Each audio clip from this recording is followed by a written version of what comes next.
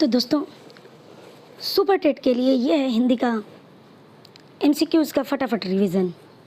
तो टाइम बिल्कुल नहीं पास करेंगे, टू द पॉइंट बात करेंगे।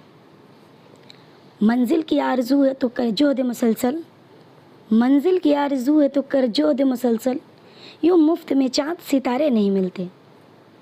तो लेट स्टार्ट। पहला क्वेश्चन हमारी स्क्रीन पे है। क्वेश्चन नंबर 1 हमारी स्क्रीन पे है, भाषा की सबसे छोटी इकाई क्या है? ए शब्द, बी वाक्य, सी वर्ण या डी पद? तो सही जवाब हो जाएगा सी वर्ण। ये है भाषा की सबसे छोटी इकाई। अगला प्रश्न है प्रश्न नंबर 2, राम कौन सी संज्ञा है? राम कौन सी संज्ञा है? तो यहाँ पे संज्ञा के प्रकार आपके सामने दिए हुए हैं कि राम जातिवाचक है, बी व्यक्तिवाचक है, सी भाववाचक है या डी समूहवाचक है। तो देखिए भाई, राम कोई जाति विशेष नहीं है। अगर हम कहते हैं लड़का, लड़कियों, नदियाँ, कुछ खास चीज़ को उससे रिलेट करते तो वो जातिवाचक होता है। भाववाचक में जैसे बुढ़ापा, बचपन, सुंदरता, ये सारी चीज़ें भाव में आ जाएगा। और समूहवाचक में आ जाएगा जैसे कि सेना, झुंड, भीड़, ये सारा समूहवाचक में आ जाएगा। तो ये जो राम है ये व्यक्तिवाचक है। Option B is right. अगला प्रश्न है प्रश्न नंबर 3। आपके सामने है प्रश्न नंबर 3। बचपन में कौन सी संज्ञा है? बचपन, तो बताइए ये जो बचपन है इसमें कौन सी संज्ञा दिख रही? व्यक्तिवाचक तो दिख नहीं रही है, द्रववाचक भी नहीं है, कोई जाति का भी नाम नहीं है व्यक्ति, बल्कि ये भाव है। जैसे मित्रता, बचपना, बचपन, ये सारे भाव हैं जिनको आप देख नहीं सकते। तो ये है भाववाचक संज्ञा। अगला प्रश्न है प्रश्न नंबर 4, मैं कौन सा सर्वनाम है? यानी ये वाला। ए मध्यम पुरुष, बी उत्तम पुरुष, सी अन्य पुरुष या डी निजवाचक? तो सही जवाब हो जाएगा मैं जो है ये निजवाचक सर्वनाम है।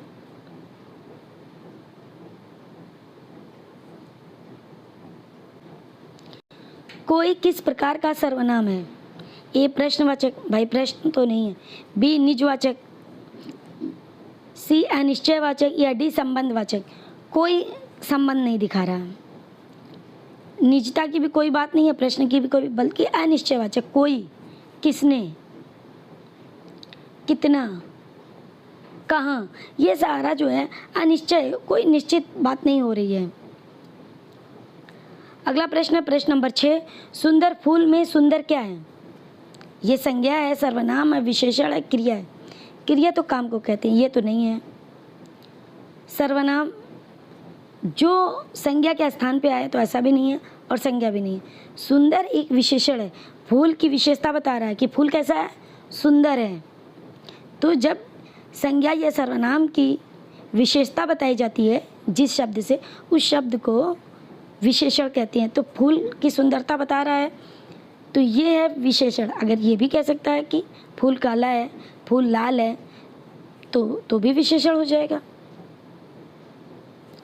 प्रश्न नंबर 7, 5 लड़के में 5 कौन सा विशेषण है?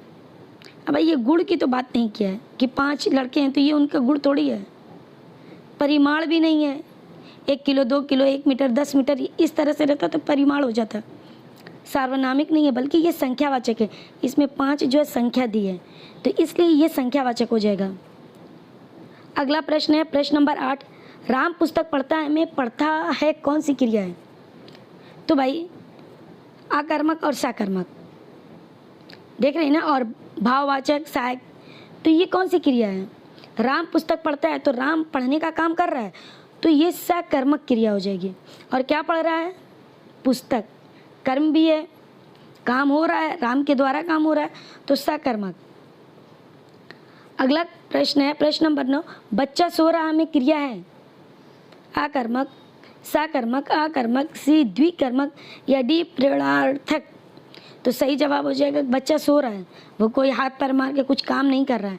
तो जैसे सो रहा है, रो रहा है, इस तरह की क्रिया को आकर्मक क्रिया ही कहेंगे, इसमें कोई कर्म नहीं है, आकर्मक ही कहेंगे। सोना, हंसना, रोना, ये सारी आकर्मक क्रियाएं हैं, याद रखिएगा। अगला प्रश्न, प्रश्न नंबर 10, जो शब्द अपना रूप नहीं बदलते उन्हें क्या कहते हैं? तो ऐसे शब्दों को कहते हैं अव्यय, जो अपना रूप नहीं बदलते हैं। अगला प्रश्न है प्रश्न नंबर 11, वाह कौन सा अव्यय है? वाह, ये देखो चिन्ह लगा है ना, तो ये विस्मयादि बोधक चिन्ह है, विस्मयादि बोधक, आश्चर्य। प्रश्न नंबर 12, लड़का का स्त्रीलिंग क्या है? तो लड़का का स्त्रीलिंग लड़की हो जाएगा, लड़कियां तो बहुवचन हो गया, लड़कपन भाववाचक हो गया, बालिका तो बालक का बालिका होगा ना। अगला है पुस्तकें कौन सा वचन है? भाई बहुत सारी हैं तो बहुवचन हो जाएगा। प्रश्न नंबर 14, राम ने खाना खाया में कौन सा कारक है? कर्ता ने कर्म को करण से बताया है, तो इसमें हो जाएगा राम ने, यानी कर्ता ने। Option C is right. अगला प्रश्न, प्रश्न नंबर 15, चाकू से फल काटा में कौन सा कारक है? चाकू से, तो सही जवाब हो जाएगा ए, करण। अगला है प्रश्न नंबर 16, पेड़ से फल गिरा में कौन सा कारक है? तो आपको पता है कि इसमें जब अलगाव होता है से, जैसे पेड़ से पत्ता अलग हो रहा है, गिर रहा है तो अलग हो गया, जैसे कमान से तीर निकल जाए तो कमान से तीर अलग हो रहा है, तो इस तरह से इससे का मतलब होता है अपादान। मैं पढ़ रहा हूँ में कौन सा काल है? तो अभी पढ़ रहा है, काम चल रहा है, तो ये वर्तमान की बात है। ऑप्शन सी इज राइट, वर्तमान काल। प्रश्न नंबर 18, वह कल आएगा में कौन सा काल है? तो वो आने वाले कल की बात कर रहा है, तो ये भविष्यता है। Option C is right. प्रश्न नंबर 19, राम ने पत्र लिखा में कौन सा वाच्य है? राम ने पत्र लिखा, तो ये है कर्मवाच, कर्तृत्ववाच या भाववाच, तो सही जवाब हो जाएगा ऑप्शन बी। अगला है पत्र राम द्वारा लिखा जा रहा है। अब पत्र मेन काम है पत्र का लिखा जाना, अब कोई भी लिख रहा है तो सही हो जाएगा कर्मवाच्य, इसकी प्रधानता है। अगला है विद्यालय में कौन सी संधि है?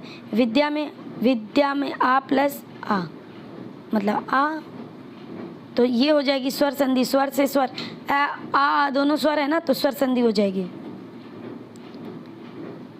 अगला प्रश्न है प्रश्न नंबर 22, सज्जन का संधि विच्छेद होगा सत प्लस जन। Option B is right. प्रश्न नंबर 23, माता पिता में कौन सा समास है? तो ये दोनों की प्रधानता है भाई, माता भी पिता भी, ये द्वंद्व है, विरोधाभास। अगला प्रश्न है प्रश्न नंबर 24, नील कमल में कौन सा समास है? तो नील कमल जो है ये कर्मधारय है। प्रश्न नंबर 25, प्रगति में प्र क्या है? तो ये आगे जो लगता है वो उपसर्ग होता है, और जो पीछे लगता है, जो आगे लगता है उसको उपसर्ग बोलते हैं, और जो पीछे लगता है उसे प्रत्यय बोलते हैं। तो प्र आगे लगा है ना, तो उपसर्ग हो जाएगा। अगला, सुंदरता में ता क्या है? तो ये आखिर में लग रहा है ना, सुंदर के आखिरी में ता लगा है, तो ये प्रत्यय हो जाएगा। अग्नि का तद्भव शब्द क्या है? अग्नि का तद्भव, अग्नि जो तत्सम है, इसका तद्भव आग हो जाएगा। प्रश्न नंबर 28, सूर्य का पर्यायवाची शब्द कौन सा है? तो सूर्य का रवि हो जाएगा। अगला है क्वेश्चन नंबर 29, लाभ का विलोम क्या है? तो लाभ का हानि हो जाएगा। आंखों का तारा मुहावरे का अर्थ है? ऑप्शन बी इज राइट, बहुत प्रिय होना। तो इस तरह की और तमाम वीडियो के लिए आप हमारे चैनल पे बने रहें, और मिलते हैं अगली वीडियो में, तब तक